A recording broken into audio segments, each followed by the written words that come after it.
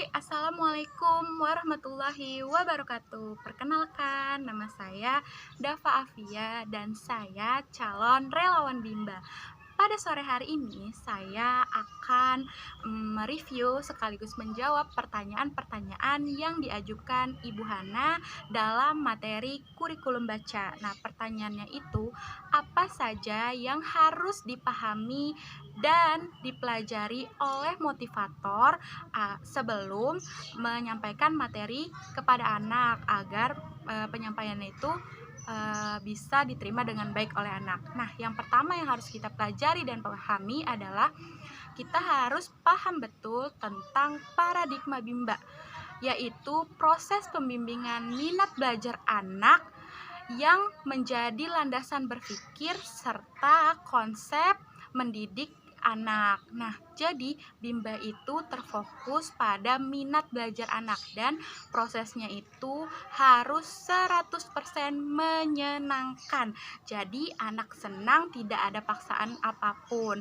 Nah, kita juga harus menerapkan, harus tahu, harus paham betul dan harus belajar juga tentang metode-metode yang ada di dalam Bimba seperti fun learning, small step system, dan individual system. Nah, jadi kita harus tahu dulu tuh harus menerapkan, harus tahu, paham betul tentang 3 metode Bimba itu agar penyampaian yang kita sampaikan kepada anak itu bisa diterima dengan baik oleh anak itu sendiri. Nah, seperti tadi metode yang pertama itu fun learning, artinya proses pembelajaran yang sepenuhnya menyenangkan.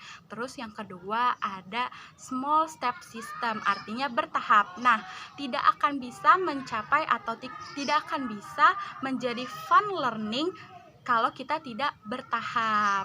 Nah, selanjutnya ada individual system, di mana yang kita tahu kemampuan anak berbeda-beda. Jadi perlu juga tuh kita pahami masing-masing kemampuan anak, karena kemampuan anak tidak bisa disamaratakan. Tentunya juga tidak lupa kita harus memahami masing-masing karakter anak. Sama juga karakter anak itu berbeda-beda. Jadi kita harus pahami dulu tuh masing-masing karakter anak. Jika kita sudah paham karakter anak, maka anak tersebut akan lebih nyaman berdialog dengan kita, akan lebih senang belajar dan bermain bersama kita. Nah, tentunya juga kita harus paham dan pelajari betul tentang kurikulum apa saja yang ada di Bimba AIUEO. Kurikulum di Bimba itu ada 3. Yang pertama, kurikulum baca, kurikulum tulis, dan kurikulum matematika.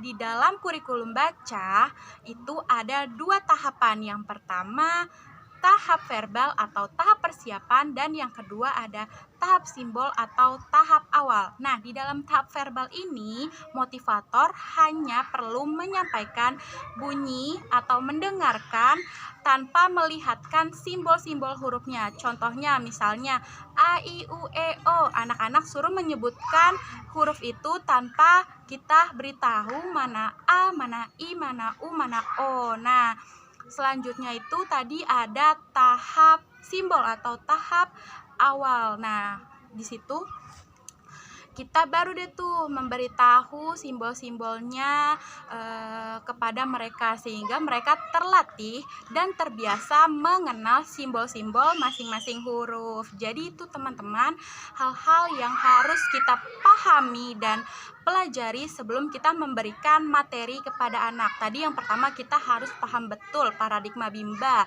harus menerapkan juga metode-metode yang ada di Bimba seperti fun learning, small step system, dan individual system. Nah, yang ketiga kita perlu tahu juga kemampuan masing-masing anak dan juga kita perlu tahu karakter anak. Selanjutnya kita perlu juga tahu kurikulum yang ada di Bimba. Dengan kita mempelajari dan memahami semua itu, kita akan lebih bisa menyampaikan materi dengan baik dan anak pun bisa menerimanya dengan baik. Oke, cukup sekian dari saya. Wassalamualaikum warahmatullahi wabarakatuh. Salam Bimba, tetap semangat dan terus belajar. Yeay, dadah.